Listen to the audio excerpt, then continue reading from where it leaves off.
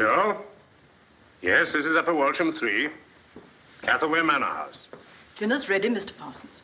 Yes? Oh, yes, Miss Prudence. Did you want to speak to the General? Very good, Miss Prudence.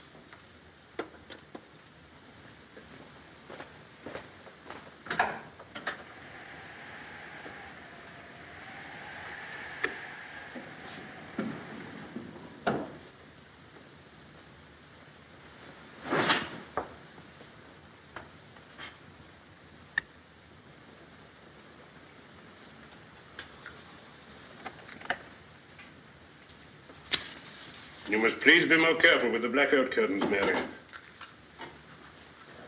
Miss Prudence will be a little late.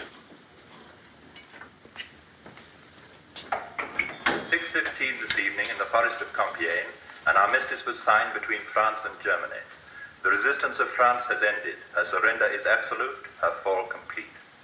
In Berlin tonight, a government spokesman declared that the conquest of Britain by the end of September is now definitely assured. He pointed out that the channel between Dover and Calais is a mere 7 minutes flying distance. There's one good thing about the wireless. You can always turn it off. You sherry, Mrs. Dexter? Thank you. It's all so unreal and terrible. It's that announcer fellow that annoys me. He talks as if he had a mouthful of golf balls. It's wonderful that he can be so cheerful when he has to tell us such awful things. Dinner is served, sir. Oh, thank you, Parsons, thank you. Miss Prudence telephoned, sir. She said she'd be a little late. Oh. Is Dr. Roger in yet? Not yet, sir. I'll give him another 5 minutes. Why, Roger, you certainly keep late hours nowadays. Oh, hello, Wilfred. Good evening, everybody. I'm sorry. I hope I haven't kept you waiting. Oh, that's all right, Roger. Well, how'd you do, Vicar? How'd you do, Mrs. Malcolm? Your hospital must be getting some pretty bad cases. They're sending the worst straight down to the West Country. Most of ours are shock exposures. When men haven't slept for days on end, you have to teach them how to close their eyes. Heard the news this evening? Yes. Well, thank you, Parsons. Well, we know now where we stand, don't we? Napoleon conquered the whole of Europe. He never touched England. Napoleon didn't have 15,000 bombers. Well, there's no need for us to get excited. Don't you think perhaps it's time we did get excited? Why, Roger, please. Do you know what our enemies say every night in their prayers? They say, please, God, keep the English from getting excited for one more year, and we shall never need your help again. Oh, for goodness sake, let's talk about something cheerful. Oh, come on now. We've never had jitters in this old house, and we're not going to start this evening. Roger's right. We know where we stand now. And thank heaven for that. Now, let's go in before the soup gets cold. He's really looking remarkably well when you think of all the hard work he's been doing. Yes. You have coffee in here, sir, in the library? In the library, Parsons. Paul, Iris? No, thank you. Parsons, Yes, sir. did Miss Prudence tell you what had delayed her? No, sir. You're her father, Roger. It's no concern of mine, but if you want my opinion, Prudence is not behaving in a manner befitting her position. Yesterday afternoon, she took Bert Higgins, the gardener, for a drive in her car, instead of attending Lord Evesham's charity party. Bert Higgins is convalescing. I took out his appendix last month. Well, that doesn't confer special privileges. I remember taking out Lord Evesham's appendix a year ago. Do you know it was exactly like Bert's? Yes, that's a ridiculous argument. We don't shake hands with each other's appendixes. Or is it appendices? I'm not against equality. I'm perfectly prepared to be equal with anybody, providing they don't start being equal with me. Grandfather, I'm terribly sorry. I know I'm awfully late. That's all right, Prue. Good evening, everybody. Do you mind if I don't change? Of course not. We thought you'd been captured by one of those German parachute fellows. Bring Miss Prudence her dinner, Parsons. Well, what have you been up to? Oh, I got delayed in Gosley. I had so many things to do. Things to do in Gosley? Yes, I had my hair done and... You mean you drove 15 miles in wartime to have your hair done? Oh, I had a lot of other things to do at the same time. I did some shopping and I had my hair done and then I joined the WAFs. You joined the what? The WAFs, the Women's Auxiliary Air Force. We hadn't even heard you'd applied for a commission. Oh, I didn't apply for a commission. I joined the ranks. My dear Prudence, why on earth didn't you tell me? I could have arranged for you to be an officer. But I don't want to be an officer till I've learned to be a private. Are you aware that Annie Smith, who scrubs the schoolhouse floors, joined the WAFs as a private? Yes, I told her she ought to. For generations, the Cathaways have been leaders, Prudence, not followers. In joining this woman's army, you are throwing aside certain, shall I say, traditions that have always entitled the Cathaways to lead. Quite possibly she was thinking of something else. What exactly are you suggesting, Aunt Iris? I'm suggesting nothing, my dear. I'm merely facing the fact that some of you girls of today would do almost anything in the world to be different. You think it clever to be different, even at the expense of your own family. When you and Uncle Wilfred talk, I seem to hear words oozing from the holes of a moth-eaten sofa. Prudence, remember where you are. I do remember where I am. I'm in 1940 and you're in 1880. You and people like you are worse danger to us than Hitler is. Yes, I mean it. One day we may look back and thank Hitler for some of the things he's done to wake us up, but we'll never look back and thank you. You believe that 40 million people exist in England to make you comfortable. You hate this war because you knock your shins in a blackout. You grumble about it because it deprives you of your favorite German bath salts. And what's more, you fear it because the common men who are doing the fighting may suddenly begin to doubt the importance of risking their lives to keep the Uncle Wilfreds and the Aunt Irises in a mortal part of England. Give me a glass of sherry, will you, Parsons? Yes, Miss Prudence. Shall we go into the library? Yes. Are you joining us, Father? Yes. Yes. Shall we? Coming, Roger. Certainly. We had some excellent chocolate meringues tonight. I shouldn't miss them if I were you. I'm afraid I was rather rude, Parsons. On the contrary, Miss Prudence. If I may say so, it had flavor.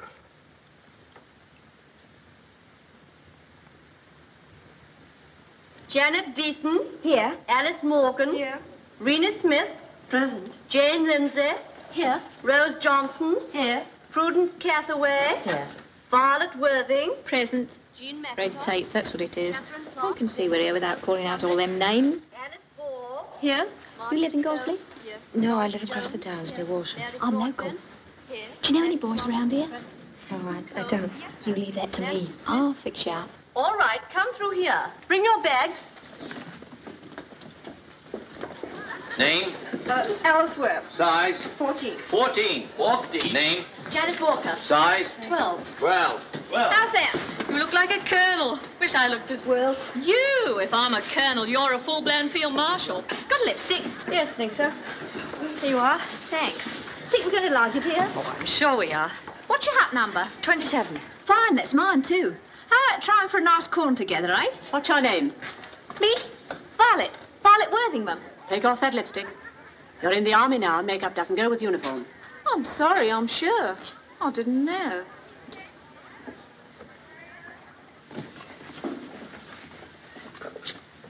Do you mind? Oh, no, not at all. That's me and Joe. Oh, isn't he good looking? Joe's all right. He's going to propose to me. Good for you. You married? No. Promised? No, not yet. Well, look, Joe's picking me up at 8 o'clock tonight. I'll give him a ring and get him to bring along a boy for you. Well, maybe some other night. Joining up's enough to start with. You ain't a blue stocking. Oh, I should hope not. All recruits falling at once on the parade ground.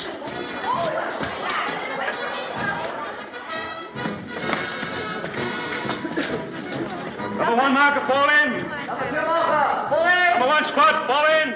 Swing those arms. 1, 2, 3, 4, left. 1, 2, 1, 2, 1, 2, and stop. Gas mask drill by numbers. 1, 2, 3. Center those eyepieces. Pads well left. Tighten those tabs. Yes. Steady. Steady. Heads well up. Release slowly.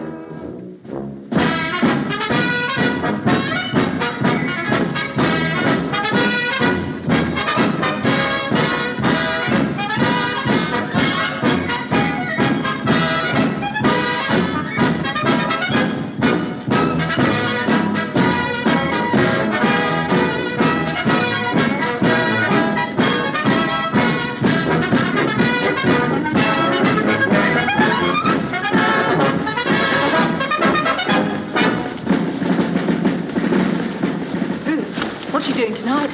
Nothing. Why? I'll tell you later. Wait for me, it's ever so important.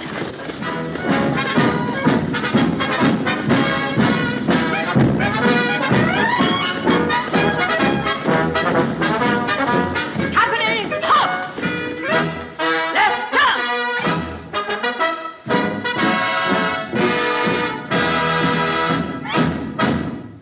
Well, what is it? Oh, it's Joe. He's joining the Navy tomorrow, and tonight's the last chance he's got to propose to me. But I thought he'd proposed the other night. Oh, well, I didn't want to tell you before, but 8 weeks I've been walking out with him wet and fine. I've never got him so close as I did the other night, Prue. He was putting bits of grass down my neck like he always does when he's on the point or something. He just started to ask me when the air raid siren went. Oh, I could have killed those blasted Germans up there. Well, you've still got tonight, Violet. Ain't a hope unless we do something. Look, he calls up this morning to say he's bringing a chum with him. Whatever for? Oh, because he's Joe, that's why. He loves me right enough, Prue, but he's just scared stiff of marrying. So he brings along a chum to walk between us. So he can go away tomorrow and join the Navy. And enjoy it all by himself. Come on, Vi. Prue, would you do something for me? Anything. Come out with me tonight. Come out and take Joe's chum away, will you? But, Vi, I don't even know. Violet Worthing. Oh, there you are. You're on duty in the mess hut. They've been looking for you everywhere. Hurry. Coming. 8 o'clock tonight, then. You won't let me down, Prue. Oh, no, you won't.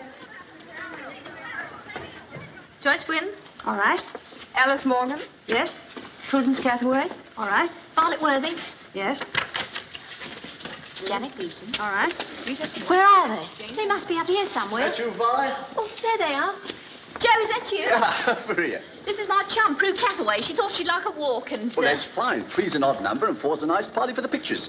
This is my chum, Clive Briggs. Pleased to meet you, Mr. Good evening. Briggs. Well? Well, let's go. Who wants the pictures? Do you, Prue? Well, I think I'd rather be outdoors at a night like this. I know. Let's all go for a stroll downtown and have a nice beer and bloater at the Fighting Cocks. Oh, come on, Joe. This ain't a cook's tour, all trooping around in a bunch. Mr. Briggs and Prue don't want us hanging around any more than we want them. See you back here at 10 o'clock. Be good, you two. There's a concert at the camp tonight. Would you like to go? If you want to, I really don't care. Well, perhaps you'd rather walk. It really doesn't matter.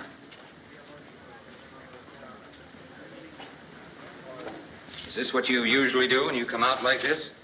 I don't usually come out like this. Oh, I beg your pardon. You're a very superior sort of waif, aren't you? I'm not in the least superior. If you really want to know, I came out to help a friend. Or didn't you realize that Joe and Violet happen to be in love? No, I didn't. To be honest with you, I'm not the least interested in Joe or Violet. Look.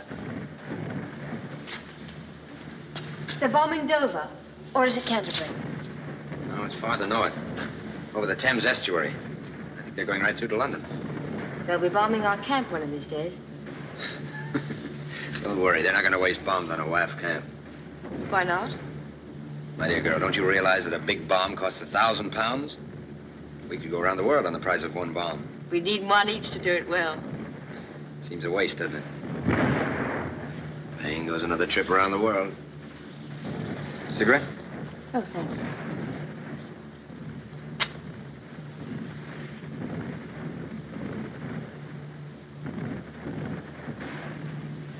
What's the English aristocracy doing in the ranks of the waifs? I don't know what you mean. I seem to recognize the proud voice that lords it over the patient British people. Are you one of the aristocracy haters? I neither hate them nor admire them. I ignore them. Oh, that must be terrible for them. Even if I did belong to what you call the aristocracy, have you any objection to my being in the ranks of the waifs? I have no objection. I only thought that the ranks might. Oh, they're quite broad-minded, you know. In fact, they're a very nice sort of girls. Oh, they're all right, I expect. Just putting them in uniform doesn't turn them into Joan of Arc, you know. You don't believe in girls in uniform. You don't believe in very much, do you? I believe in people who know what they're doing and where they're going. You're bitter about something, aren't you? Well, the show seems to be over. We better be moving on. Moving on? Sounds like a gypsy. Or a vagabond. Come on, let's go.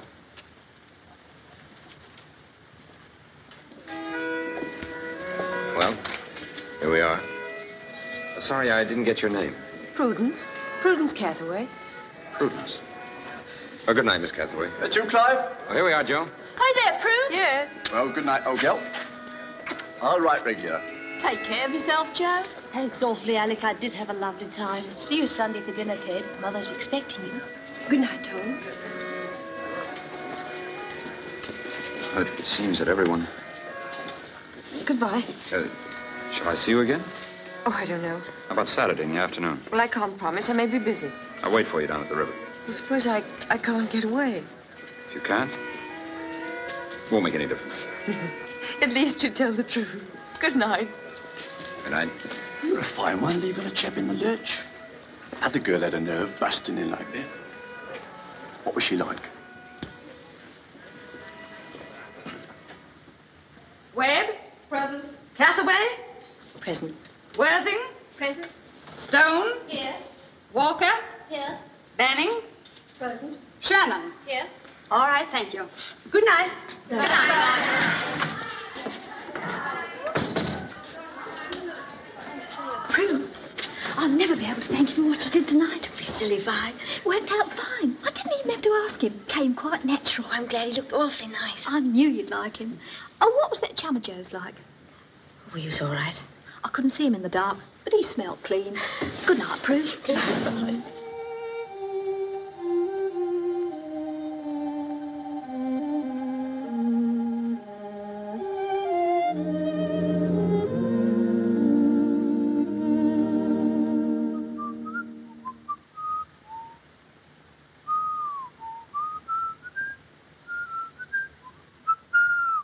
Hello. I'm sorry I'm late. I had an awful time getting away. Oh, all right. I'm glad you came. Have you been waiting long?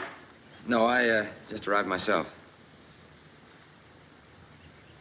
So you're the girl I met in the dark. Yes. Here I am. Should we go for a walk? All right. Just a second. I say, miss. Enough to drive a poor woman crazy. Beat the whole army single-handed. I say, miss, table for two. Table for two. He has a whole pea has table for two. Miss, 2 poached eggs, please. Poached eggs. Every time I pass that chump's table, he shouts poached eggs. Just a minute, I'll be there in a second. Waitress. Just a second. Waitress, miss. Well, what do you want? Waitress, do you remember me? Yes, what is it? Well, it was a long, long time ago. Here, where's my jam tart? You've had your jam tart. Didn't you see me give her a tart, miss? You took it away to take the fly off, and you ain't brought it back. Oh, that tart. Rosie, yes? Where's that jam tart I gave you? Coming up. Please, no, miss. we can't take a fly off a tart. Yes, what is it? Well, we've already given our order, but... Well, why didn't you say so, tiresome people? What is it you wanted? Jam tart. Waitress, Yes, don't get excited. I'll be with you in a minute. Here, Mrs. O'Hanlon. There you are. There's your jam tart. Thank you. What's the matter? Where are you going? We'll come back another time. Thanks, just the same. Well, what do you think of that? They take the table and keep it for half an hour, then they just walk out. Here you are, too. Oh, Clive, Banbury cakes. Do you mind if I have some? Not at all. Go ahead. May I have 4, please? Ever since I was a child, I could never pass a Banbury cake in cold blood. No, never mind. I'll get it. How much is it? 1 shilling, please. There we are. Thank you. Right. Thank you. What's that? Just lightning.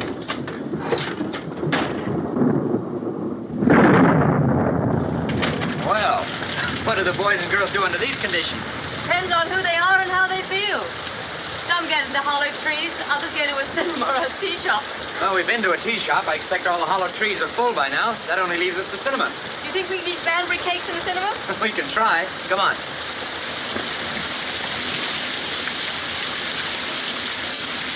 $6.30. Well, that settles that. What happens now? Can we go back to the tea shop? No, please. I'd rather be drowned than suffocated. I'd better get back to the camp. Oh, but it's not 6 yet. It's half a mile to the bus. We can't very well swim over. Suppose we ought to wait here. Look, Albion Temperance and Commercial Hotel. Come on.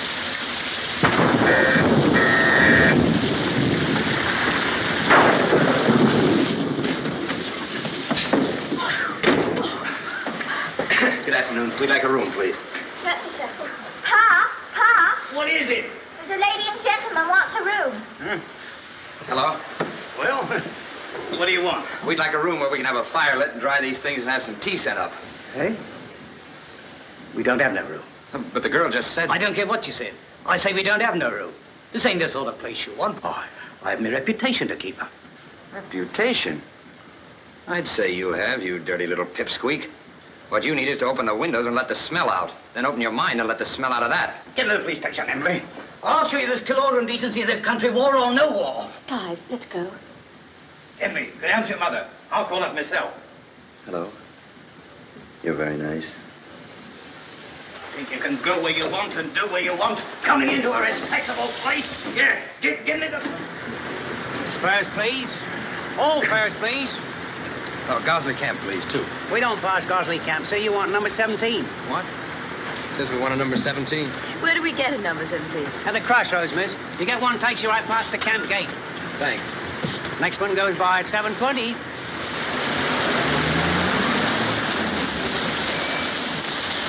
Which way do we go?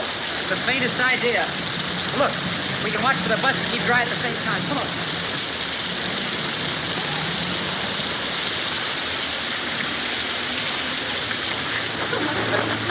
Well, this has been a great day. Crowded out of a tea shop, shut out of a cinema, thrown out of a hotel, and turned out of a bus. One feels the warm heart of England. You're shivering.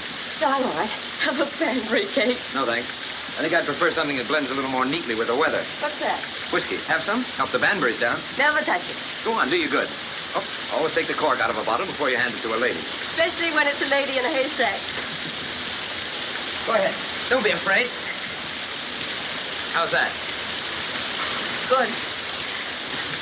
Did you ever get stinko? Blind, unconscious stinko? No, you? Mm-hmm. 2 nights ago. Blind, blotto, out. Why? Why not? Well, people generally have good reasons for getting blind, blotto out, don't they? Yes, I suppose so. Tell me, what's it like living in a WASP camp? It's like a clock winding up, hour after hour, the spring getting tighter and tighter until you feel like you see any more women or hear any more women, you're going to burst out screaming. You've just got to talk to a man sometimes. Any man. Anything with a pair of trousers on. Well, I'm anything with a pair of trousers on. I didn't mean that. You know, the other night, when I met you, I couldn't see anything, but I knew exactly what you looked like in the daylight. What do I look like? Oh, you're rather good-looking, really. Nice sort of face. Nose a little on the fine side. Mouth a little too big. One of your ears sticks out a little more than the other. Did you know your face is slightly lopsided? Now, wait just a minute. But your eyes are good. Nice deep brown. A little tired-looking. They'd always be happy. You're better than a smack in the lug yourself. What's a smack in the lug? An old friend of mine named Monty. If he says you're better than a smack in the lug, it means you're all right. Let's start that. Not starting anything. I just said that you were all right. That's a perfectly decent, respectable thing to say. Hey, you're still cold. You better have a little more. I want to ask you, why aren't you in uniform? Come on, just a little one.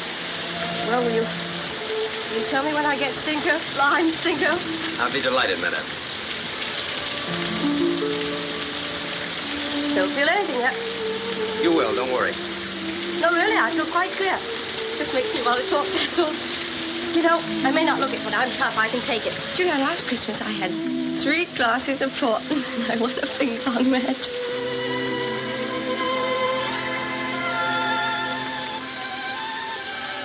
No, I didn't tell the truth just then. I do feel stinker.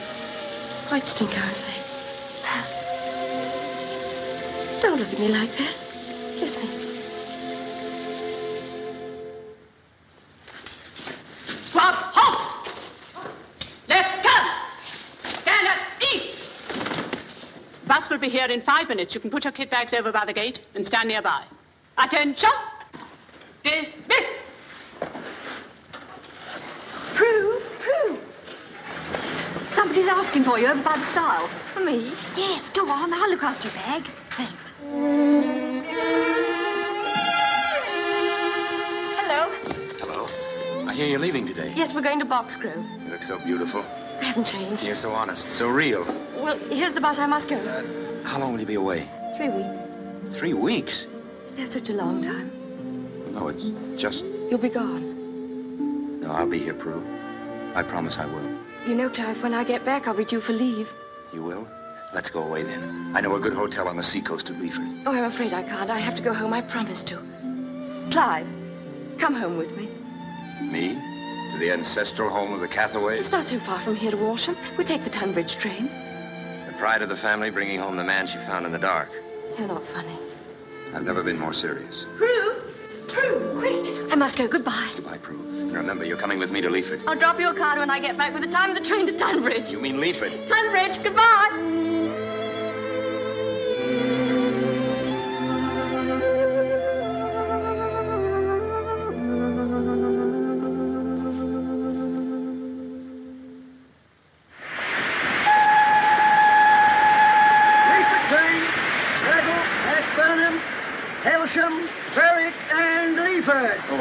what platform does the train for Tunbridge leave from? Number 3, sir.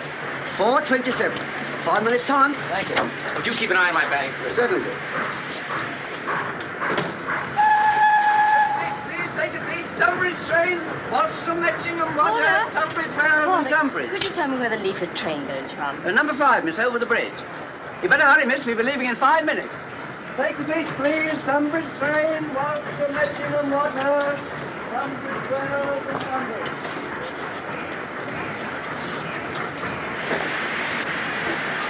Here's an empty one. Come along now. Take your seat for Tunbridge. Take your seat, please.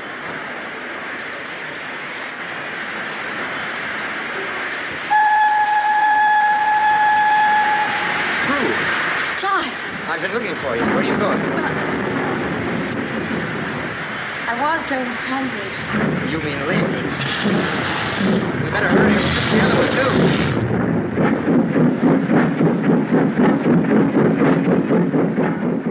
Well, I suppose some people would call this fate. Think of them at home. My first leave, there they are, running up the flags, rolling out the red carpet. And here am I, going in the opposite direction with a tall, dark stranger. You've made that stranger very happy, though, and very proud.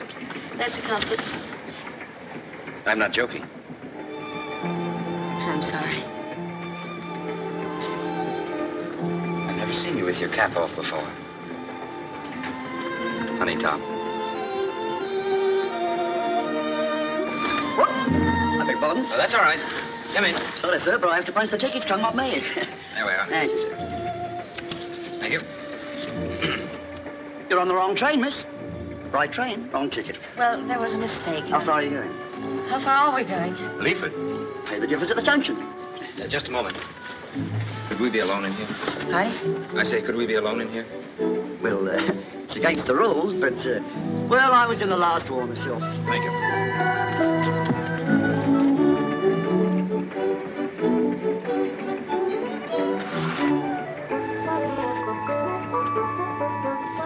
Don't forget, miss, you still have to pay the difference.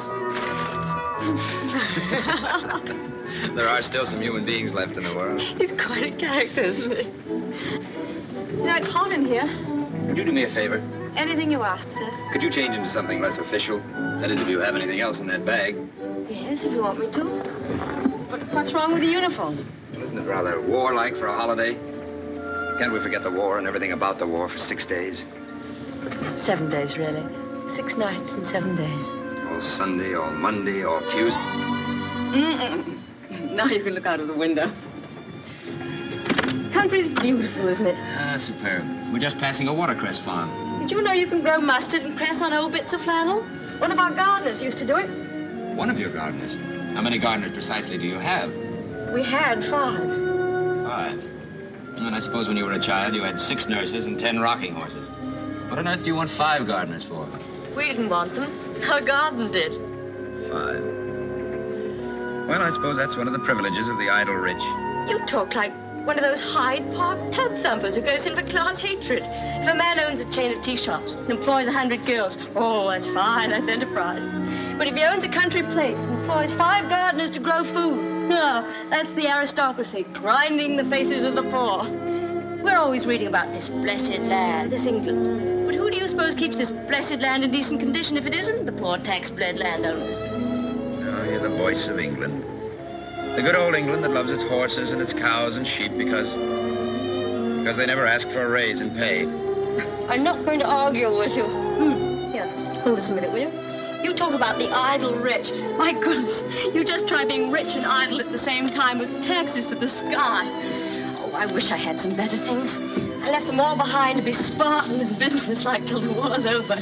You should feel honored, sir. I'm wearing one of my last pairs of silk stockings for you. Sorry I'm taking such a long time. Suppose you're getting tired of looking at all those cows and sheep that never ask for a raise in pay. All right, you needn't buy the countryside any longer. Throw me that belt, will you? Thank you. Well?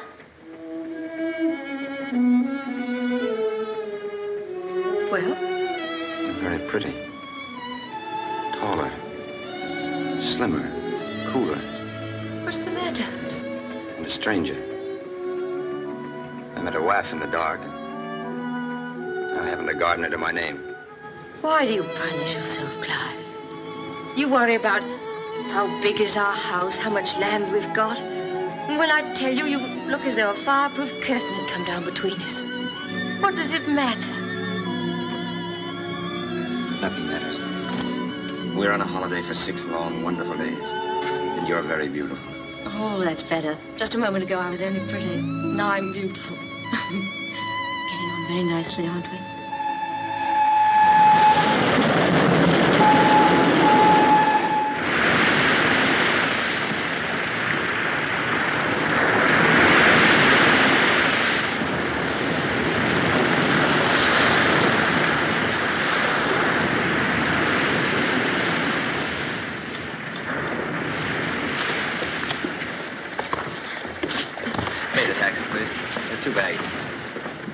Clive. Yes? I just want to say that I haven't been so happy for a long time. Come on. Hold that taxi. Party for the station. Good afternoon. I have a reservation. Mr. Clive Briggs. Just a moment. Briggs.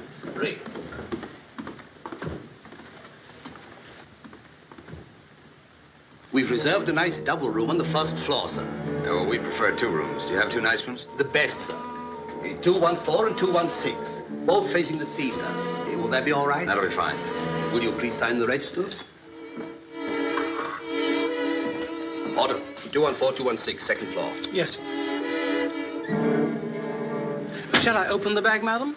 No, thank you. Just leave it there. Sea air, sunshine if you're lucky. Clear view of the Germans in Calais on a fine day. What more can man desire? Tired? No, I'm all right. What's the matter? Nothing. Look here. If you've suddenly changed your mind, why don't you say so? You're free to do whatever you like. You wanted me to come here. Well, here I am. So please stop asking me what I want to do. What's happened? You were happy enough on the train? No, I just didn't realize. I'm sorry.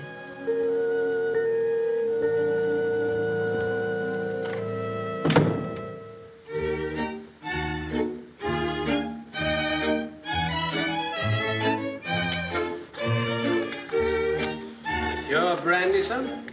Your brandy? No, thank you. No, thank you. You're not very full up just now, are you? No, sir. We kept up very well this season until the Germans took Calais. If you'll excuse me, sir, I'll turn on the news. The loudspeaker's in the lounge, but you can hear perfectly at this table. Shall we have a walk? Get some fresh air? But don't you want to listen to the news? Can't we forget that for one night? This is the Home and Forces program. Bruce Layton speaking. Here is the 9 o'clock news. London. The Air Ministry announces that at 6:30 this evening, a large formation of enemy aircraft was sighted over the Thames estuary. Our fighters immediately engaged.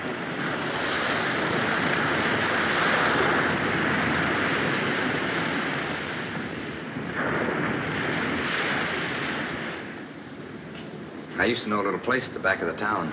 It'll be more friendly than the hotel if you'd care to walk over. No, I don't think so, Clive. I feel rather tired. I think I'll go back. Prue. Have you made up your mind about tomorrow? You still want to leave? Yes.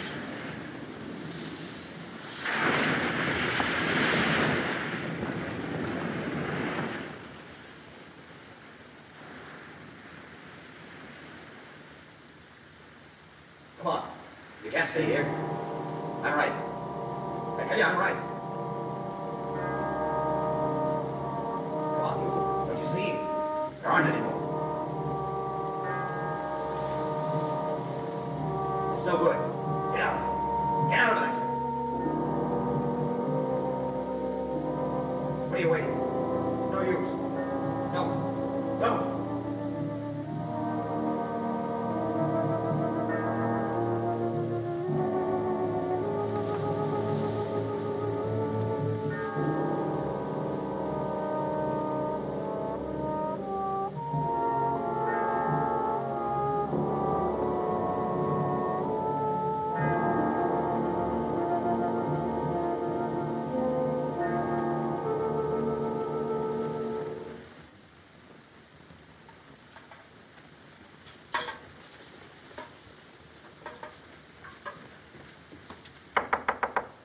Yes?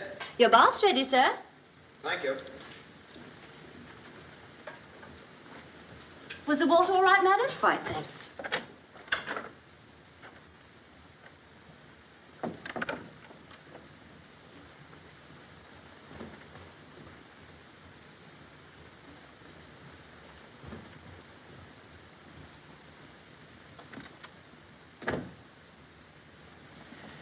Well, sir, they were over Portsmouth again last night, I hear.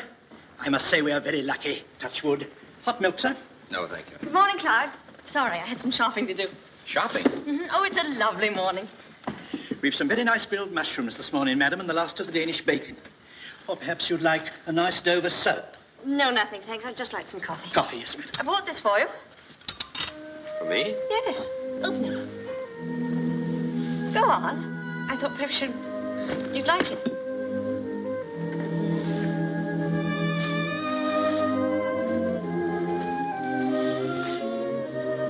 Prue.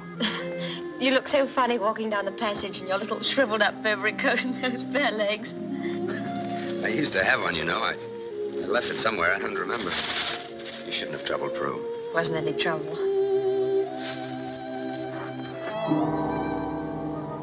Did you sleep well last night?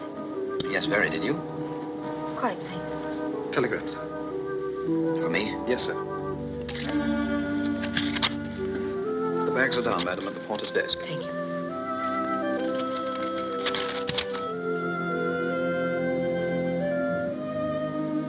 More coffee? Yes, please. I told them to bring the bags down. Thanks. I'm terribly sorry about last night. I understand. No, you don't. The fact is, I nearly ran into my Aunt Iris. Your what? Aunt Iris. It's funny how romantic a thing like this can be when nobody knows about it. And then suddenly how sordid and shabby it all seems when an aunt appears. You mean you're leaving just because of your Aunt Iris? Yes, I suppose so. Anything else, sir? No, thanks. Thank you, sir. We've lots of time before the train goes, and it's a lovely morning out. Won't you show me that little place you told me about last night? Yes, of course. She'd care to.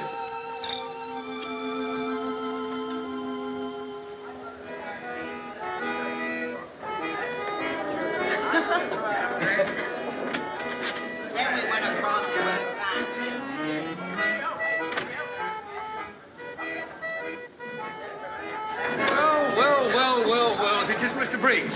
Well, this is a surpriser. Mr. Ramsbottom, Miss Cathaway. How do you do, miss? Miss Cathaway wanted to see the coach and horses. Lovely. Is it very old? Old, miss? My great-grandfather was stable boy when Lord Nelson stopped here one night on his way to Portsmouth. You ever see a cart that size? That's 38 pounds. My father took that out of the Arun River on his 82nd birthday, the day before Queen Victoria died. Really? Yes, he did indeed, miss. Hubert. Yes, sir. 2 places for Mr. Briggs. Yes, sir. How about a nice drop of brown sherry before lunch? Well, don't you think we ought to start back, Clive? It's past 12. Oh, there's still plenty of time. It's only 5 minutes from here to the station. I'd hardly have known you, Mr. Briggs. You look so much better. Seems no time at all since you were here last. What's happened? Aren't you Would you ring up the Grand Hotel and ask them to send our bags around, please? Certainly, sir. Aggie! Ring up the Grand Hotel and ask them to send Mr. Briggs his bags round. Right, you are, sir. The middle window table has got to the cheese, sir. They'll be gone in about 15 minutes. Clive, don't you think we'd better go? Don't you worry, miss. We're not going to have Mr. Briggs waiting for any 15 minutes. You just come along with me. Aggie? Is number 2 room been cleaned up yet? Yes, sir, that's yourself. Good. This way, please. You came on the right day, Mr. Briggs. A nice Michaelmas goose with applesauce. Fine. Cauliflower, coach and horses style, Chester cheese, and plum tart with junket. And a drop of cream. Cream in what, Clive? What's that? Just a lift, miss. Every convenience for our guests. It's quite a novelty. Goes from here right down into the kitchen. Mrs. Cobble, 2 goose, Chester cheese, and plum tart for 2. Well, here we are. Here's something that I hope you haven't forgotten about, Mr. Briggs. Oh, the Mull Special. The Mull Special it is, sir. Now, how could I forget about that? Just wait till you try this. There. Well, how is it, miss? Strong. It's delicious. Special to the house, miss. A secret formula dating back to the old smuggling days. Well, luncheon immediately.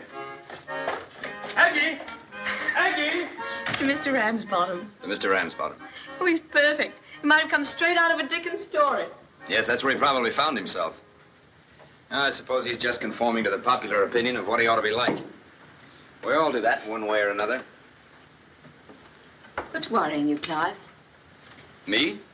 Nothing. You told me you slept well last night, didn't you? I did? Why? I heard talking in your room and I wondered... Talking? Yes. It was probably the man in the next room. There wasn't any man in the next room. It's all right if you don't want to tell me, but I know there's something. There's nothing. Cigarette? Thank you. What's the wire? Secret? No. You can read it if you care to. Wangle, 24 hours leave, coming down for binge Monty. Who's Monty? He's a friend of mine. You'll like him. Better than a smack in the lug. Wasn't that Monty? Yes, that's Monty. I'll wire him back. We'll meet somewhere else. Will you be going back to Garsley from here?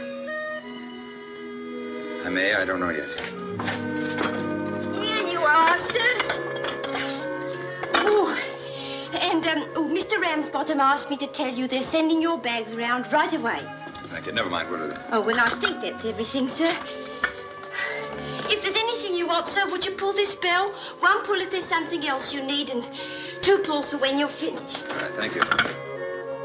Why didn't we stay here instead of that awful grand hotel? Well, this didn't seem quite the place somehow for people with 5 gardens. Silly you are. You didn't tell me you'd stayed here before. I didn't stay here. I used to drop in some evenings. Were you working down here or something? No, not exactly.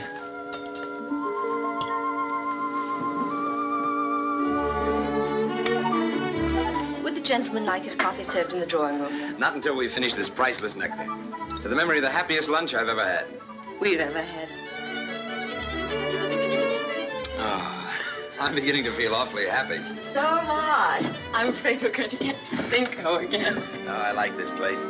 It's good luck to us. We don't quarrel here. It was awfully good of you to give me that dressing gown. There was another one with a velvet collar. Only I didn't think you'd like it as well. I'd like to tell you how grateful I am, but I don't quite know how. There's no need to, Clive. No, I really must. I must tell you what all the love poems in the world have tried to say and failed. That of all the things on earth, God has made no more exultant, more beautiful, more noble a thing than a man and woman who truly love each other and are willing to fight the world for what they believe in.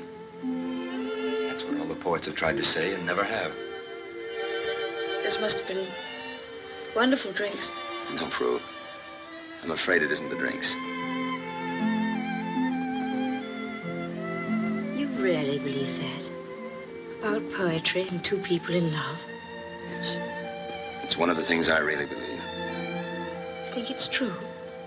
If two people are very, very lucky. Are we very, very lucky?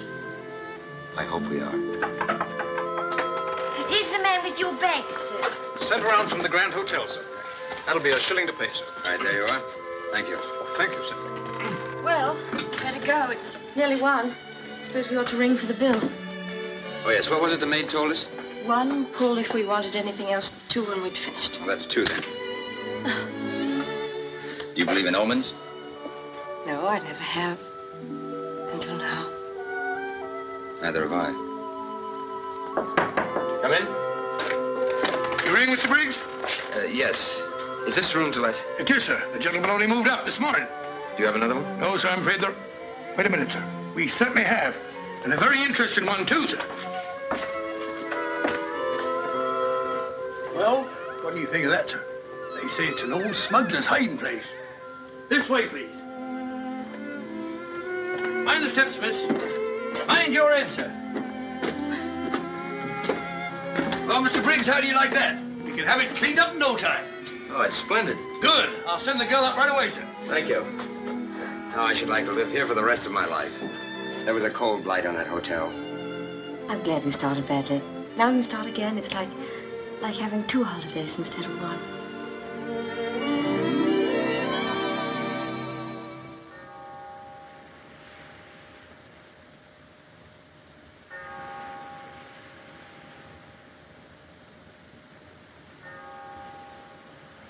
No good. You don't want to die here. Don't.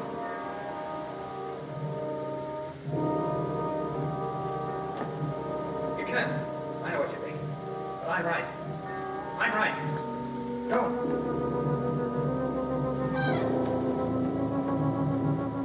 You can't. I'm right. I know I'm right. Don't. Don't. Who's that? It's Prue. What is it? You were calling out. Calling out, was I? What is it, Clive? Why can't you tell me? What was I saying? You were calling out orders. Don't worry, Prue. I'm all right. It's just sometimes when I'm not very well. Is there anything I can do? No. It's sometimes when I'm overtired, I talk in my sleep. I'm sorry I woke you. Would you like me to stay until you're asleep? No. I'm all right. Really, it's nothing. Good night. Good night.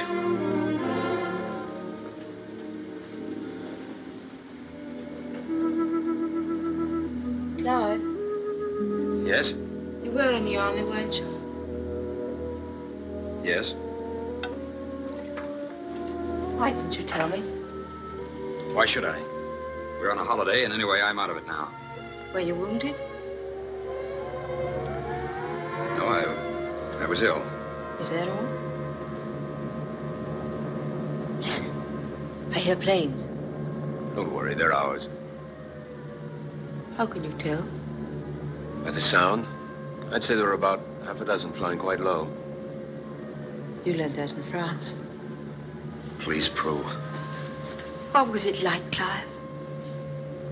You won't be satisfied till I tell you, will you? Well, it was hell. Dirty, foul, disgusting. Do you want any more?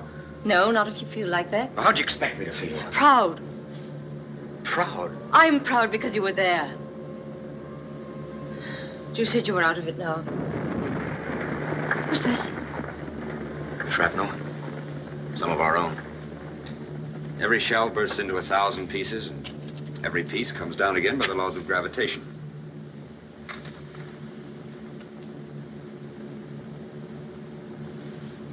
Come here. I'm afraid I'm not very brave. You are brave. You're very, very beautiful. Honey, suppose a bomb dropped. Suppose I were killed and they found me here in this room with a strange man. I shouldn't let you down. I'd go into your room. Suppose you were killed, both of us, just as we are now. Then we'd both be dead and we wouldn't care a hang. It's a bomb. The closer it is, the safer we'll be from now on. It's 1,000,000 to 1 against 2 bombs landing in the same spot. It was worse than this at Dunkirk, wasn't it? No. It was 100 times worse. Clive. Yes? I'm so glad you were there. Is that all you're glad about? No, it's just one thing I didn't quite understand.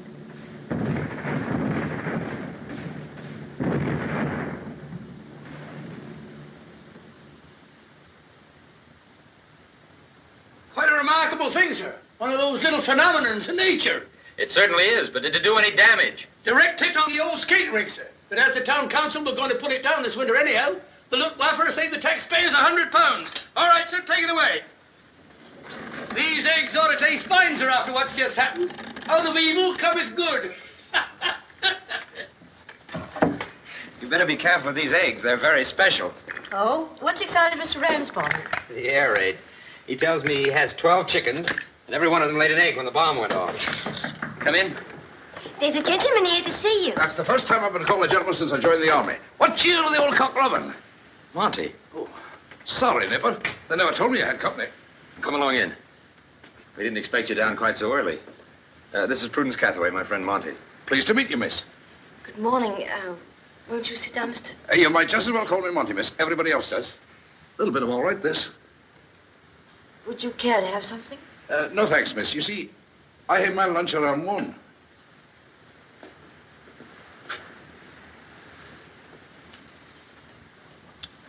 Well, you'll be wanting to get dressed, Prue. Don't you mind me, miss? Look, Monty, as a matter of fact, This is her room. Oh, sorry, miss. My mistake. Come along. See where I sleep. Oh. You have a nice trip down? Aye, I'll say I did. There were 2 Marines on the train and a commercial traveler. Mind your head. We got the civvy in the poker and squeezed him every pot. I made enough to pay for the whole trip down and back. Hey, you got any ghosts in here? Now, this is where the old smugglers used to hide. Sit down. I'll bet you got beetles, though. Beetles? There's always beetles under these old roofs. Sorry, Nipper. I put my foot right in at that time. Did you bring her down with you, or did you find her here? She came with me, of course. Aye. I might have guessed that. Accidents like that don't happen so neat. She's a nice girl. Oh, she's a nice girl, sure. Well, she is. Well, I said so, didn't I? Oh, come off it, Nipper. I wasn't born yesterday, no more were you. You don't have to make excuses. How long did you leave, Monty? 24 hours. Take the first train up in the morning. We'll have to have a talk, Nipper. All right. How much does she know? Look, Monty, you said you'd come down here for a binge. Well, I had to say something, didn't I? All right. We'll have our binge. Come on, have a drink. Okay. Yes, Can we come through? come on. We'll be at the bar, Prue. Would Mr. Montague care to have lunch with us, Clive? Of course. On one condition, little lady. Dinner tonight on yours truly. Lovely. Well, she didn't think so much of me, does she? She will. You stop thinking she's what you're thinking. Okay, Nipper. I'll treat her as if she were a bloomin' society debutante. Then you'll be treating her for exactly what she is. And you've eaten off much more than you can chew. Come on, out and out. We're all fed up with you. Oh, blimey, and all you top mom, and all your nasties too. Oh, you may get something to remind you of the old red, white and blue. We're sick of all the trouble and the mess you play. Come on and suck. Go ahead. See if you can find a table, Monty. I'll get the drinks. What do you have, Prue? Gin and French. Find the old mile for me, Nipper. Right. Come on, little lady. We'll dance across. Love to. You've eaten off much more than you can chew. Come on, out and out. We're all fed up with you. Oh, blimey! Hey, fellas, look who's here! Monty! Monty, up for it. Come and go. How are you, Monty? Come and sit down. Good old Nitty. Oh, here, miss. I want to introduce some of the boys of the East Kent Fusiliers. How'd you do, miss? Not bad, eh? Not bad, eh? Don't you think we ought to make sure of that table over there? Hi, miss. I'll see you later, boys. Don't you worry about that, Monty. We'll be there, all right. Oh, that's a bit of all right, ain't it? That's a bit of all right. There's something I've been wanting to tell you, miss. Yes? Sorry I crashed into your room this morning. If I'd known you were there, I wouldn't have gone in with so much of a bang. Oh, that's all right. Well, it's tough on a girl when she's got to meet her chap's friends. But don't you worry. Or don't you judge him on me. He's class, and he's educated. He may not fling it in your face, but he's a real gent. He thinks a lot of you, too, Monty. Well, that's because we're in the same crowd. When you work with a bloke, eat, sleep, and drink with him for months on end, you either want to shoot him or die for him. Were you in France together? I'll say we were. Was he a good soldier? Was he a good soldier? Let me tell you something. I've been through 2 wars, and I've seen every sort of man in every sort of trouble. And you can take it from me, miss. The nipper is great. If you could have seen him coming down the road from Alice with them ration bags slung over his back, walking into hell and cool as a cucumber and coming back the very next night and doing it again. You wouldn't have to ask me is he a good soldier. Well, I'll tell you something else. He's up for a medal. Yes? Aye. DCM for carrying his wounded company officer the last 2 miles to Dunkirk. And then giving up his own place in the boat to help the wounded. If they ask me, I'd make it the VC. Tell me about it. Well, it was after the Belgians had thrown up the sponge. Look, here's the street in Douai where we were fighting a real guard action to let the main army through.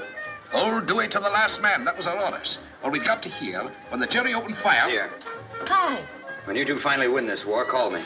I'll be at the bar. Monty was just telling me about the medal. What medal? Yes, Dad. You're up for a medal, laddie. You're a blooming hero. What are you talking about? Fact, I had it firsthand from the sergeant major. Deputation from the East Kent Fusiliers. Now, what's your trouble? Well, we tossed up odd men out for the privilege of asking your young lady for a dance, and I was the lucky one. Well, I'm not the lucky one at this table. You're talking to the wrong bloke. Oh, that's all right. Do you mind, Clive? No, go ahead. Oh, thanks. That's very nice. Well, drinks on me, chaps. She's a nice enough girl. Why don't you keep your mouth shut, Monty? You promised me, didn't you? All right, all right. I didn't start it. She asked me. Asked you what? Good beer, isn't it? Yeah, it's all right. Look here, Nipper. I hate talking the way I've got to, but time's getting short and this may be our last chance, so we might just as well face it. Absence without leave, that's one thing. But desertion, that's another. You were given a month's sick leave on the 10th of July. Today is the 15th of September. Now, look, Nipper, we've been pals for a long time. You might just as well save your breath, Monty. I'm not going back. Oh, listen to me, Nipper. She's a decent enough girl. She's got nothing to do with it. Nothing. I made up my mind a long time before I met her. Well, if it isn't her, it doesn't make any sense. You must be crazy. Hey, Monty! She dances all right, don't she? Hi, laddie. Let's talk sense, Nipper. We've all felt the way you do one time or another. Get so sick and tired we want to clear out and never come back, even if they shoot us. But when the time comes, we always go back. You don't understand, Monty. It's bigger than what you're talking about. It's bigger than me. It's just something that's deep down inside me. Oh, it's got nothing to do with being afraid or sleeping in the mud or going without food. It doesn't bear talking about. It's just there and nothing can ever change it. Look, Nipper, you can't get away with it. It's getting tougher every day with the military police stopping everyone on the road for his papers. Sure as I'm sitting here, they'll pick you up. The pleasure's all mine, miss. See you later, gents. Hi, Larry. What were you saying, Monty? Who pick who up? Oh, those motorists on the road. If a man's in uniform, they always pick him up and give him a lift. Yes, the war has made people more generous, hasn't it? Will you dance with me, Clive? Yes, of course.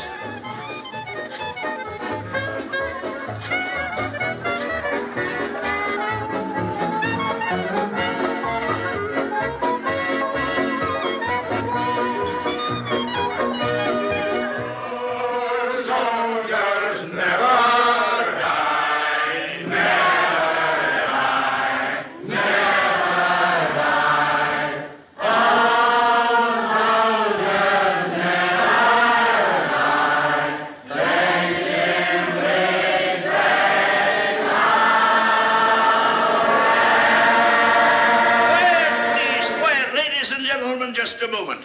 Everyone in this room is singing but one man. One man.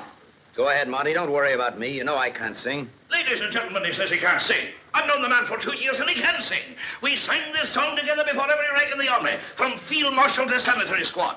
Is that the truth, Nipper, or is it not? Oh, go on, Monty. Get along with it. If you can sing it for all of them, can't you sing it for me, Clive? All right. Aye, that's better. Now then, all together. Old soldiers never die, never die, never die. Double brandy, please. Go on, now, Garrett. No more, not tonight, Clive. No more, not tonight. You're all the same. The reforming urge. You go halfway and then you start to preach. Give me another one. Clive. Yes? Keep down my burning, while your hearts are yearning, though your eyes are far away, they dream of heaven. Shall I put a head on it, lady?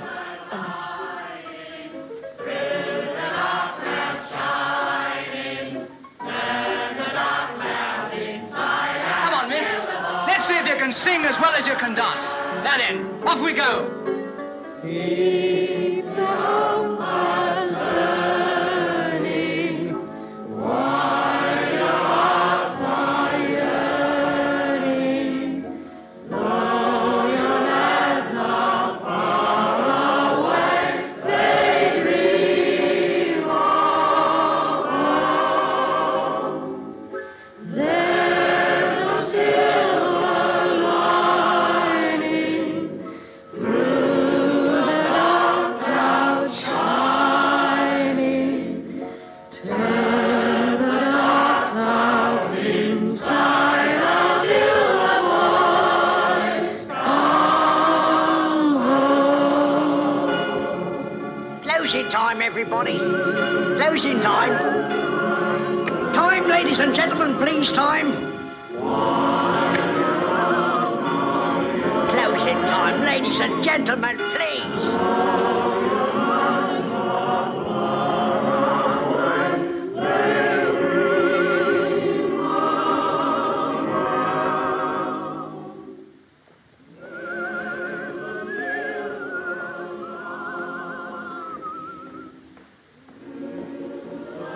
Well, good night, Miss Prue. Thank you for them dances. Good night, Marty, and thank you for a lovely evening. Well, Marty, do you mind, Miss Prue? I'd like to have a word with Clive before I go. Of course. There's just one thing I want to say to you. I hate to come back to it again, Nibble. You know how the captain feels about you. When he first heard you were overstaying your leave, he thought you were sick and couldn't write. Even after they'd been weeks trying to find you, he was still hoping it was something you couldn't have. It was very noble of the captain to be troubled about me. Yeah, well, one night he sent for me to come to his room. Monty, he said he's your pal. See if you can find him and get him here before it's too late. If he's not here by midnight Monday, he'll be posted as a deserter. And then after that, there's nothing we can do. He's too good a man to have his life ruined. Now, those are the captain's very words. Too good a man to have his life ruined. That's why I want you to come back with me, Nipper. Monty, I'm sorry. I've tried to explain. There's nothing more to say. What are you going to do? I don't know. Good night.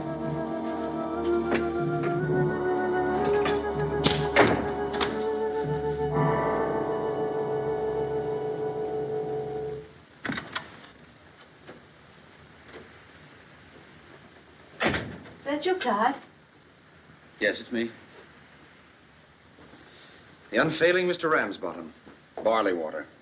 Have some? No, thanks. Help me, will you? Yes, of course. Monty looked so worried when you said goodbye to him. All evening you both seemed so mysterious and strange. Please, Prue. No, really. When I was dancing, I saw you two leaning across the table, whispering together like a couple of conspirators. Have you two got some horrible secret? Did you rob the church box when you were little boys? Or has one of you a wife and 6 babies hidden away somewhere? Come on. What is it? Well, it was about a friend of Monty's who joined the army the day the war began. Because he believed that he was going to fight for something that really mattered. He was ready to fight and willing to die if there was any sense and reason to it. But he didn't find any. He found his leaders stupid, complacent, and out of date. With no claim to leadership but birth and class and privilege. They weren't leading him in a struggle for a better England. They were leading him in a struggle to preserve the same rotten, worn-out conditions that kept their class in comfort and his in poverty. They were asking him to give his life for something that he hated and despised. Is Monty expected to answer this man's problem? Monty had nothing to offer in reply. He might ask him whether it's time to doubt and argue when his country's fighting for its life. No one believes that England's perfect. We all know we were badly guided and unprepared, but what's the use of whining about the past when we're fighting to survive? What we're fighting for is bigger than he is. Bigger than his leaders, bigger than you, Clive, or me. If we lose our faith, what's the alternative? To be beaten in this war would be terrible, unthinkable. That's what he's trying to see clearly through this awful confusion. He keeps asking himself, if England were to lose, could we be worse off, or weaker, or more shameful? But doesn't he understand that right or wrong, it's too late to doubt or question? We're in it now, and we've got to go on. Monty should tell his friend there are bigger things to fight for than his conscience. He's told him that. He's told him that he must fight for England. Do you know what England means to this man? It means poverty, hunger, begging for work, no matter how cruel and humiliating. And if our armies did win this war, what share will this man have in the England that he's helped to save? They'll give him nothing. It'll return to the men who have owned it and disgraced it, so that they can go on disgracing it until the next war comes. I don't think that will happen. I hope it won't. But whatever does happen, let us decide it, not the enemy. But you've only told me the things this man's brain tells him he shouldn't fight for. What about all the things his heart tells him he should fight for? What things? He must ask his heart. He doesn't think with his heart. Go ahead. Tell me just a few. All right, I'll try. If anyone asks me what England is, he robs me of an answer because everything it is can't be spoken about. If you do, it's like tearing apart a flower to analyze it. If I said it was Shakespeare and thatched roofs in the countryside, he'd laugh. If I said it was speakers in Hyde Park, free to say what they wish, and polite barbies at the corners, those cliffs over there, and Drake alive in memory, he'd laugh again. If I said England was the New Forest, deep in ferns and holly trees, If I said it was May blossoms rich in spring and bluebells like a God-sent carpet, and the rain and the shine and the green of our blessed land. If I said it was the larks that will sing here tomorrow, high in the sun tomorrow and forever. Or the shout of a newsboy at the corner, the sound of a taxi horn, or the age and dignity of our cities. If I said it was all those things, he'd laugh because words have said it so often before. If I tried to say it was all the things that make the pride and joy and gentle gladness of our people, I'd use words badly and shame the things themselves by doing so. I couldn't tell him if he won't see beyond the emptiness of words. But I could make him see. England, it's Monty and the boys coming up the road from Douai. It's you, Clive, helping the weaker men into the boats instead of getting in themselves. Whatever this man is, blood and bone, mind and heart and spirit, England made him, every part of him. Even if he doesn't understand the other things, he would understand that. When he says the word England, it must be for him as it is for me, like music that's rich beyond the power of music. Those are the things. And he must go back and fight for them, because that's England too. Knowing that we'll never be beaten. Knowing that we won't give in, we won't, we just won't.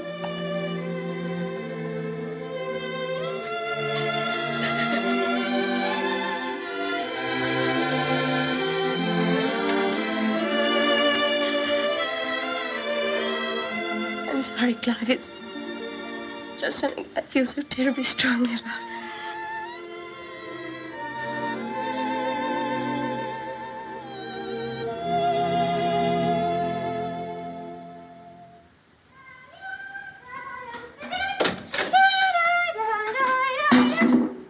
Sorry, Mum, excuse me. I thought you was gone too. Gone too? Clive? Clive?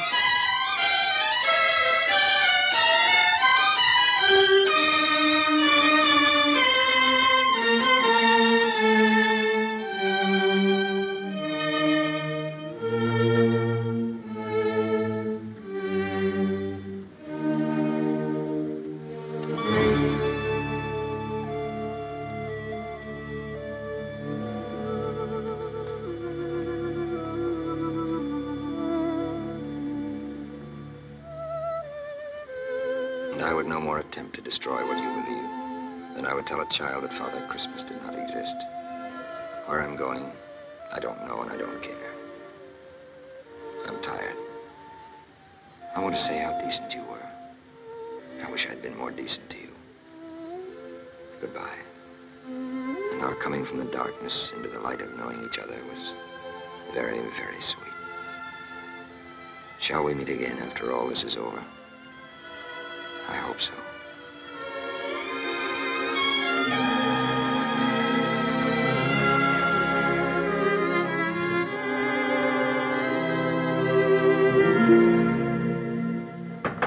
Yes? Have you heard anything from Briggs? Sorry, sir. But I'm still hoping. Thank you, Corporal. Yes, go ahead. It's up to you now. Yes. All right. Thank you. Take this down, will you? Clive Briggs. 226567.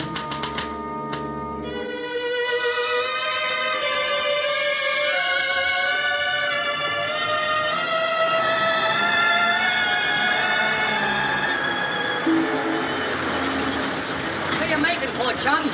Next town. Well, I turn off before Petersfield, but I can take you as far as the Blue Bridge Crossroads. Come on, hop in. Thanks.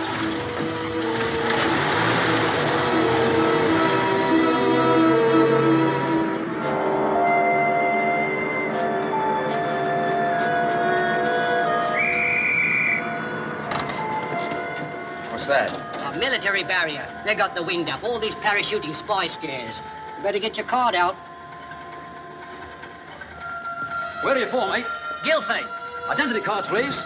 Here, who was that? Hey, where are you going? Hey, come back here! Corporal! Corporal, the guard! Turn out the guard this way! Who was that? Don't ask me. I picked him up on the road. Spoke quite decent English, too. Come on this way, over here!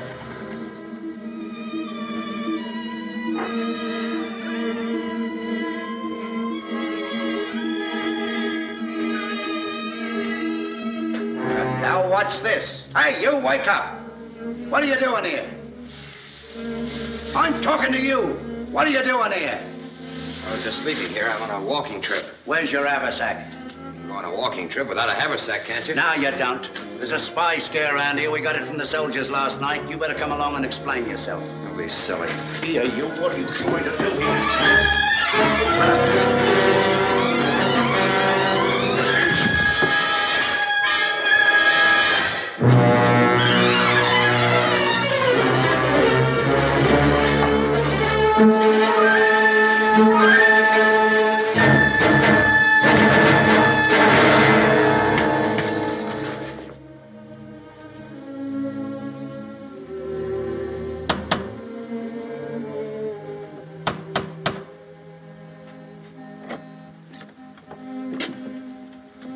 Yes?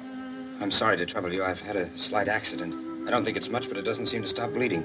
I wonder if you'd be kind enough to bind it up for me. All right, come in. It's silly. I had a fall from my motorbike. Tire burst. Sit down. I'll be with you in a minute. Thank you.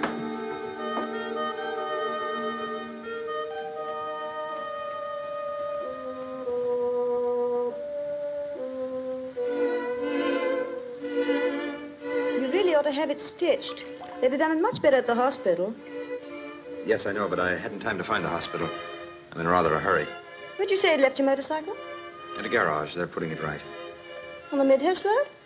Yes. This is going to hurt a little. Mom! Did you see him go by, Mom? I see who go by? The police. There's been a fight, Mom. A spy. Who told you that? They telephoned from Dunstan, and Mr. Robinson told the teacher. They found a spy in Mr. Bristow's barn. They had an awful fight, and he got away. Go and get your lunch, Jackie. Oh, yes, Mom. You, hadn't time to find the hospital? No? It's on the Midhurst Road, half a mile from here. Must have gone right past it. You couldn't have missed it. Yes, but I... I'm sorry. I'll have to telephone the police. I know what you're thinking. But will you believe me when I tell you that I'm not a spy? Honestly, I'm not. I was sleeping in a barn, and a man tried to stop me from leaving, and I had to fight him, that's all. Will you give me just 10 minutes? And you can do whatever you like. You must have this dressed again. Really needs a stitch. Will you give me 10 minutes? There. It's the best I can do. Now you better go. I wish I could thank you. I've used your bandages and everything. It's all right. It's my duty. And it's your duty to tell the police? Yes. Well, goodbye, and thank you again. Bye.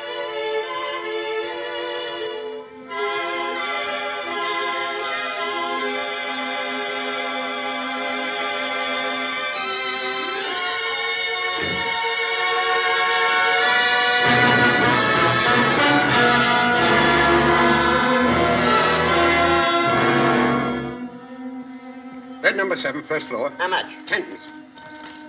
One night, please. Oh, no. Identity card, please. Yeah. Bed number 10, first floor. Righto. Bed for one night, please, and bath. Identity card, please. I'm afraid I lost it. You know the law. Have you reported it to the police? Yes, but I haven't got my new one yet. Well, they must have given you something. Never mind. No trouble.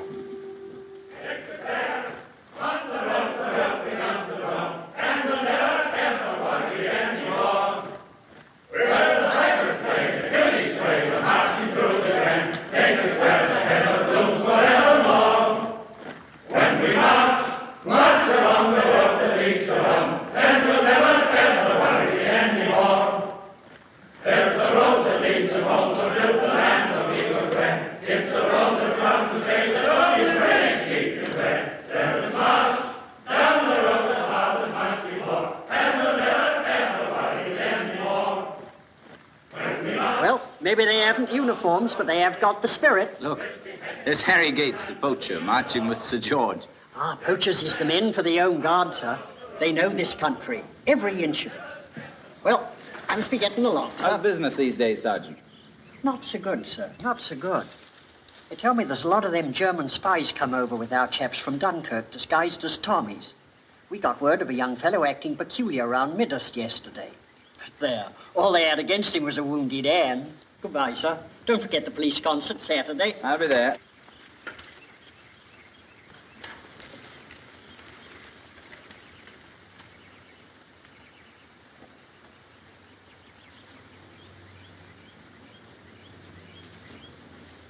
It's all right.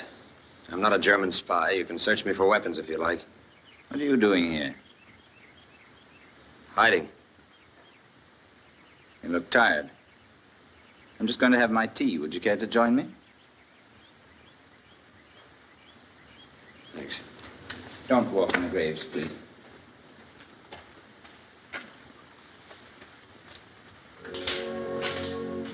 Beautiful.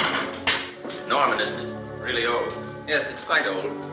The western transept's Norman, the nave and the tower are 13th century. Excuse me. They say the villagers themselves built it in their evenings after work. They must have believed in those days. Really and truly believed.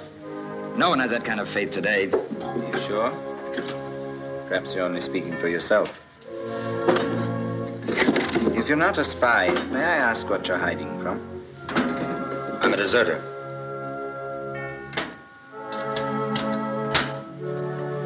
Thank you. This is the way to the rectory.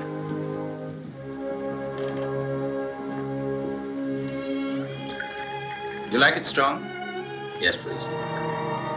You know, it's a funny thing, but I never thought I'd place such priceless value on 4 walls, a fire, and a cup of tea. Is that all you really need? No, I think most of all I need peace of mind. Would you be good enough? Over in that cupboard, you'll find a cake jar. Over there. There's some sherry there, if you prefer it. No, thanks.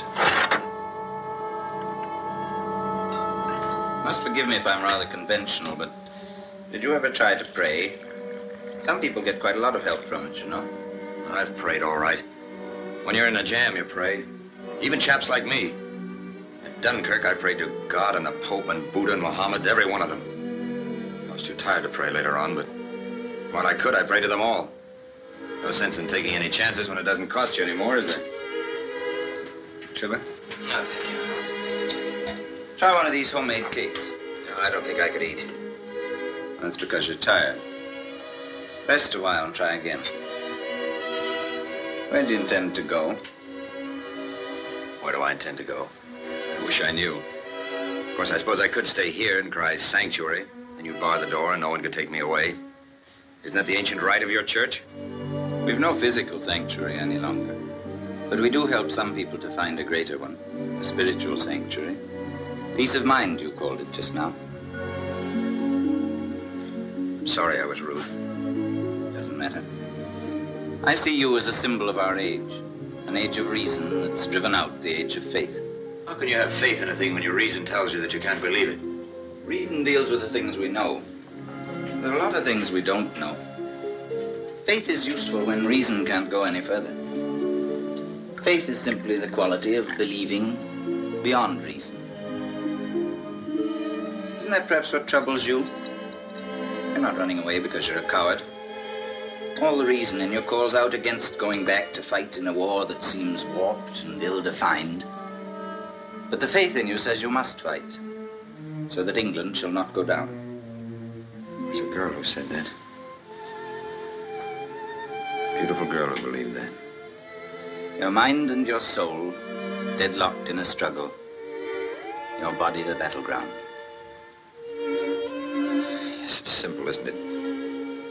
You get so tired, so exhausted. Time comes when you just can't go on running anymore. I'm tired of being a hare to their hounds. I loathe being chased, and I hate myself for hiding every time I see a uniform. Maybe you're right. I mean, partly right. Perhaps I should give myself up. Tell them what I've told you. As much as they'll listen to. It's their responsibility. Let them decide. I wouldn't make any hasty decisions if I were you. You may regret it. No. A man must have integrity. He's not entitled to free thought unless he's ready to pay the price of admitting it. If I dare not admit what I believe, then I have no right to believe it. You may stay here tonight if you wish. I've a choir practice at 7. No, I'll go. And thank you. You've helped me a lot. At least I know what I'm going to do now. Do you feel strong enough? Yes. Whatever you do, don't think anymore. Trust your feelings, not your reason. If you do that, I believe your problem may soon be over. Thank you again. And goodbye.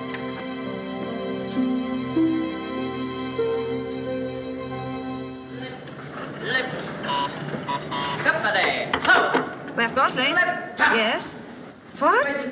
Prudence Cathaway? Sorry, we can't bring anyone to the telephone for personal calls. But this is very important. I'm talking long distance. I said we can't bring anyone to the phone for personal calls. Then will you write this down, please? Mr. Clive Briggs wants Miss Cathaway to call him back at Merton 734. Yes, that's right. I'll be waiting right here. Thank you. Finished? Not quite. They're going to call me back. Do you mind if I wait here? Oh, no, that's all right. Oh, that's probably for me. Hello? Yes, I'm calling Gosley. What?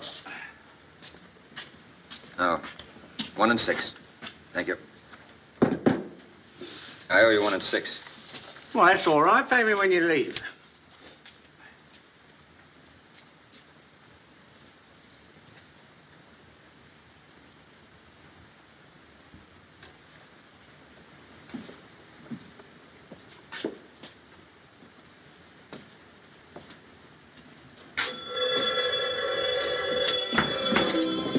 Hello? Is that Merton 734? Prudence? Oh, Prudence. Is that you, Clive? What's happened? Are you ill? No, it's just... Darling, what are you doing? Where are you? Near London. Oh, Prue, I must see you. No, I didn't write before because... Well, because I couldn't. But now... No, it wasn't that. It's because I'm going to give myself up. Clive, don't do anything. Don't do anything until I see you. Promise. Of course. Prue, do you think you can come here? We'll get married. Can you get away, get leave? Of course I can, darling. Only don't give yourself up. Don't do anything until I see you. I promise, darling. After all, if I gave myself up now, heaven knows when we'd see each other again. Oh, Prue, you're so beautiful, and I love you so very much. You do believe me, don't you? I believe you because you've never said you loved me before. Dearest, I didn't know, but I do now. It's suddenly so clear, and... But you do want to marry me, don't you? You know I do, darling. What time can you be here? I can catch a train about 7. I'll be in London a little after 9. I'll be waiting at Charing Cross Station under the big clock. Well, you better go now. You don't want to miss your train. No. There's plenty of time. Please talk to me. And the girl's been proposed to. She's got to talk to somebody about it. You're the only one. Prue, I love you so. Well, there aren't many girls that have been proposed to by telephone, and probably hundreds of people listening in. Until tonight, a little after 9. At Charing Cross, under the big clock. Bless you.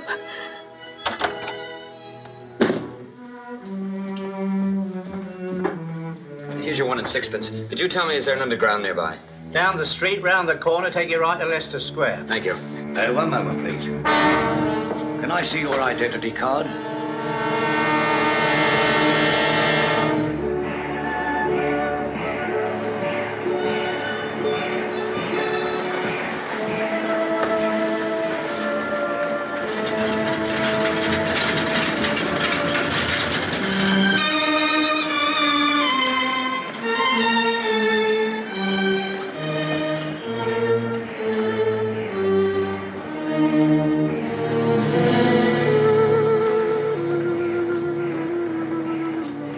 Where did you go from Leaford? I'm not sure. I traveled at night. I don't know the places. Sergeant, will you believe me when I tell you that I was coming to give myself up? I swear it to you. But I wanted just one evening. This evening. Then you slipped off a lorry at the military barrier outside Midhurst. Yes. Can I see the officer in charge? It's terribly important. See the officer in charge when the time comes. I've got to see him now. Please let me see him. If only I could make you understand. I beg of you. Parker? Yes, sir. I'll be back in a minute.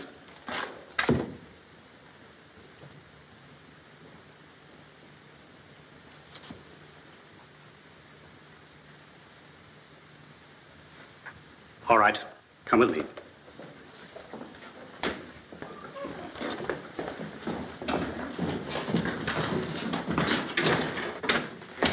Here he is, sir.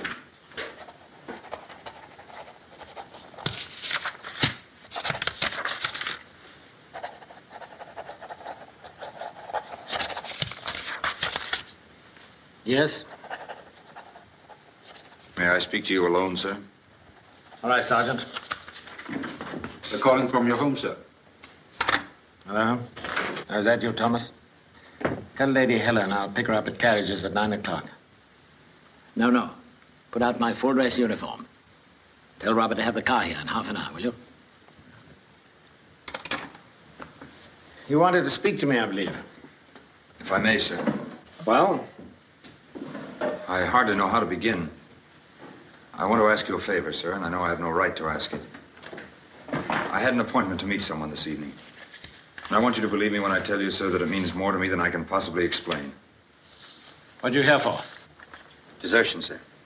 I see. According to your deposition, you had already made up your mind to surrender. That's true, sir. Immediately after I'd kept my appointment. You volunteered on the first day of war, I see. Yes, sir. Arras, Dunkirk, twice mentioned in dispatches. Recommended for Distinguished Conduct Medal. I don't quite understand. Why did you desert? I tried my best to fight for my country, but I found there are too many people in my way. I'm ready to accept whatever consequences there may be, but will you trust me, sir? I give you my word of honor that I shall be back here within 2 hours.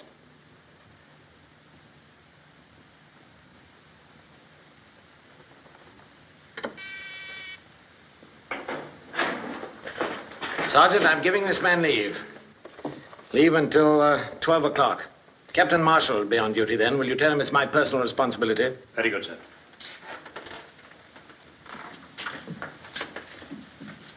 Thank you, sir.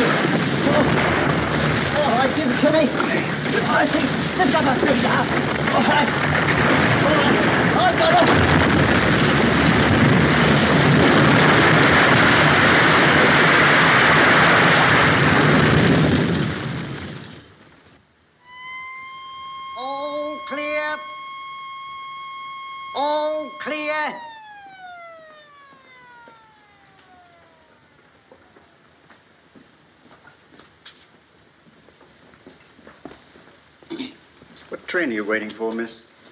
Oh, I seem to have missed someone. Yes, I've missed them.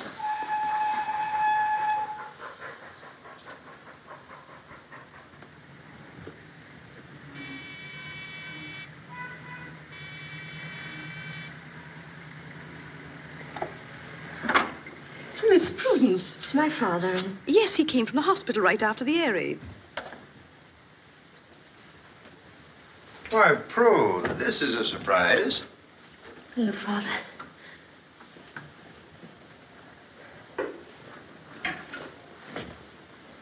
What is it? Something wrong? Oh, I just wanted to see you. You know, Prue, people come from all over the place to sit in that chair. Sometimes it's surgery. Most of the time, there's nothing wrong. You just talk.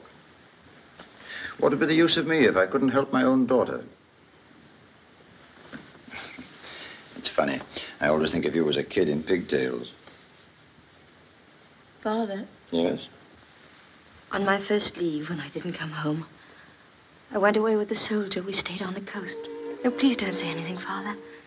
I know it was wrong, but we did nothing to be ashamed of.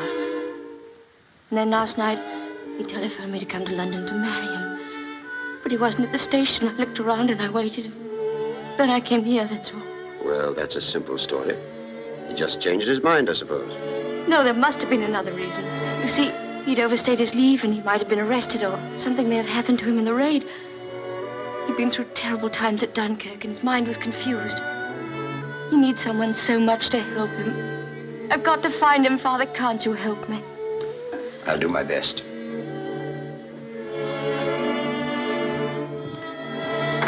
Miss Collins. Yes, Doctor. I want you to call military police headquarters in the casualty clearing station. Ask if there's someone there by the name of... Briggs. Clive Briggs. Thanks, Miss Collins. Like some tea? Who is he? That is, if you care to tell me. He's just a soldier. Private. But the moment I met him, I knew... Why is it like that, Father? We weren't in love then. What makes it like that? The wisest of us don't know that, Prue. It's so many things. It's how old you are and how the moon is. And what tune the orchestra played and left ringing in your head. Everything you ever done or thought in all your life somehow makes a tributary stream that pours into that one moment. Excuse me, sir. St. John's Hospital on the telephone. Well, thank you. Yes? Dr. Catherway speaking. Oh, hello, Ferris. Yes, that's the name. Oh, I see. Yes, it is. I appreciate that. I'll come at once. Goodbye. He's been wounded in the head by some falling debris. They're going to operate in half an hour. Ferris is a very good friend of mine. Do you want to come?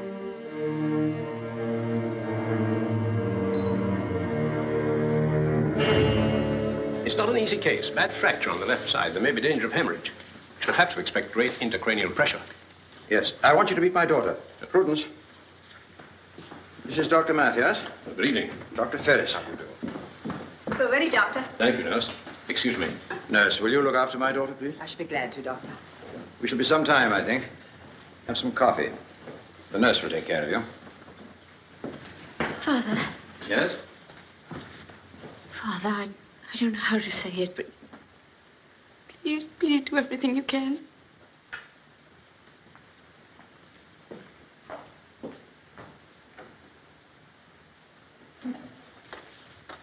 Oh, thank you. How long does it usually take? Well, it's difficult to say, Miss Catherway. Sometimes half an hour, sometimes it goes on for hours.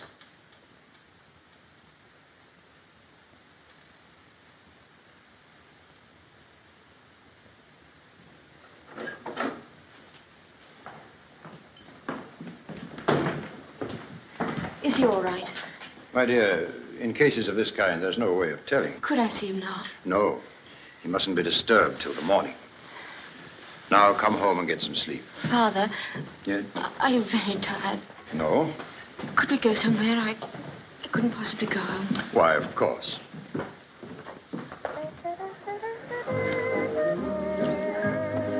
I'll have some cold chicken, please, and a bottle of the Saint-Julien. Are you sure you won't have something, Prue? Nothing, thank you. A glass of wine, please. Very well, Mandy. Would you like to dance? I'm quite good. Yes, I know you are. Hello, Dr. Catherway.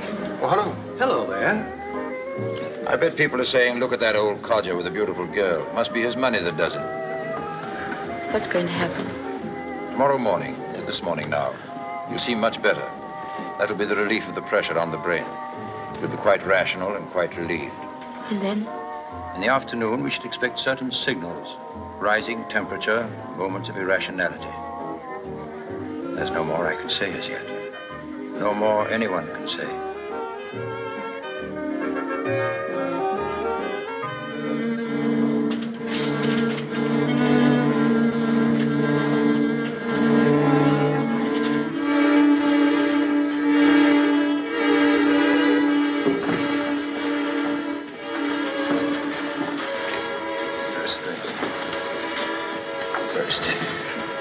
Now just be patient. In a little while. I'm thirsty. The doctor will be here in a few minutes. We'll see what he has to say. Please. I'm thirsty.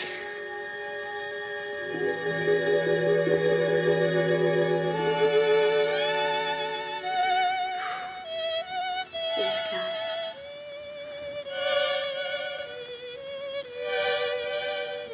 How did we get here?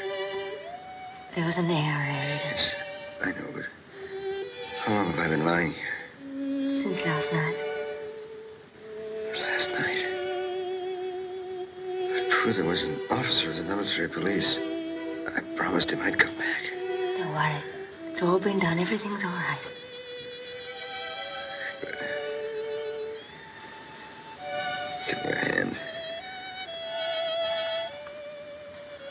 My father, Clive. Well, young man, he certainly seemed to have had a grudge against you. Thank you, nurse. It's all right. Dr. Catherway, has Prue told you that I want to marry her?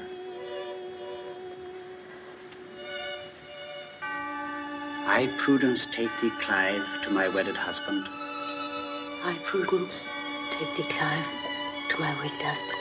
To have and to hold from this day forward. To have and to hold from this day forward. For better, for worse, for richer, for poorer.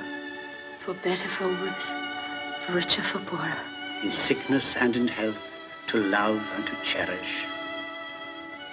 In sickness and in health, to love and to cherish. Till death us do part. Till death us do part.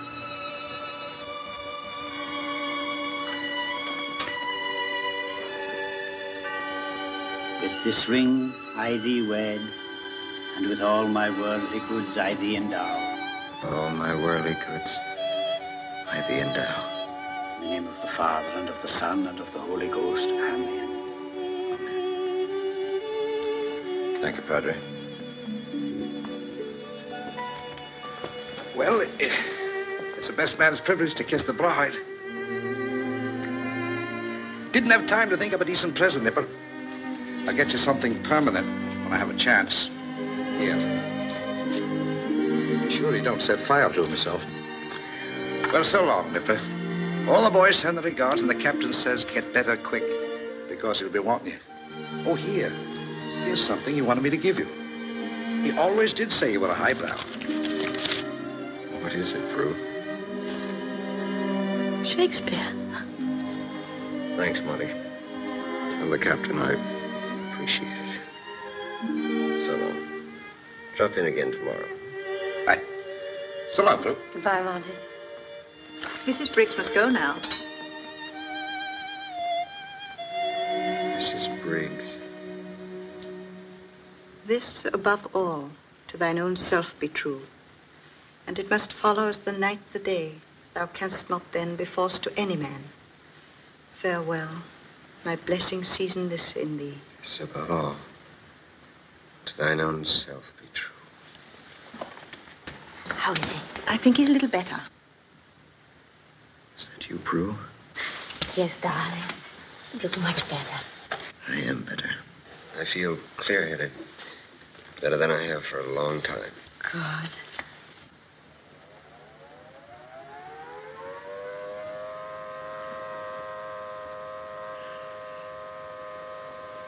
They don't leave us alone, do they? I'm not afraid.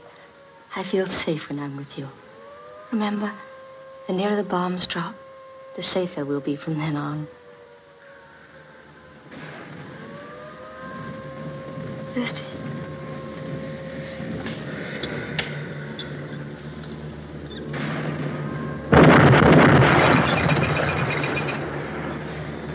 You must go away now. Away? Yes. You mustn't stay here. I won't have you here.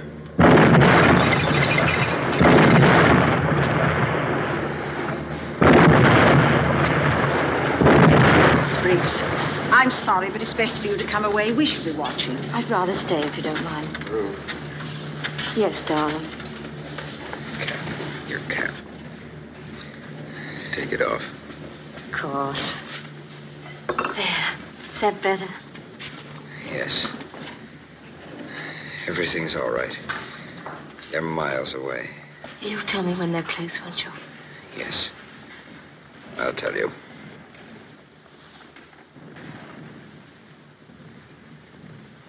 Honey Top.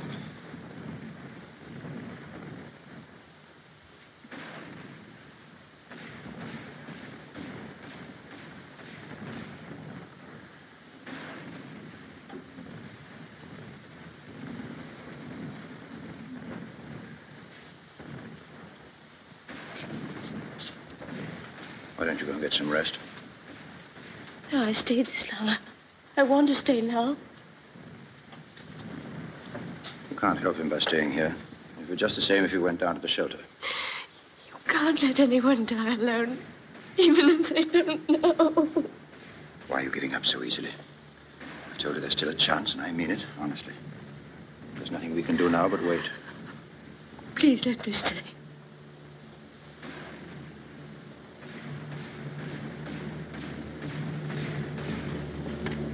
I brought you some tea. Thank you. Try to eat a little. There's some food in the nurse's room.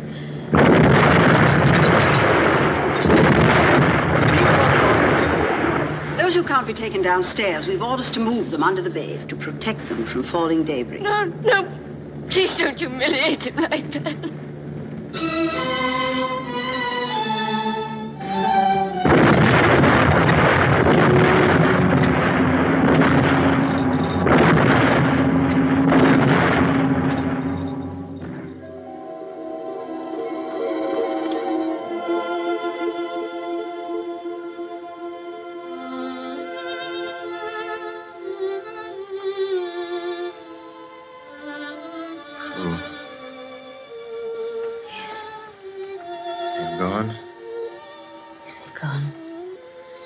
Leave me, will you?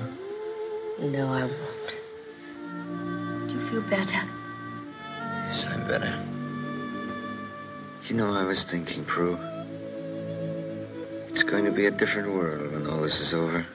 You must rest now. Someday, we're going to fight for what I believe in. But first, we've got to fight for what you believe in. You were right. We've got to win this war. We've got to. We will. This above all, to thine own self be true.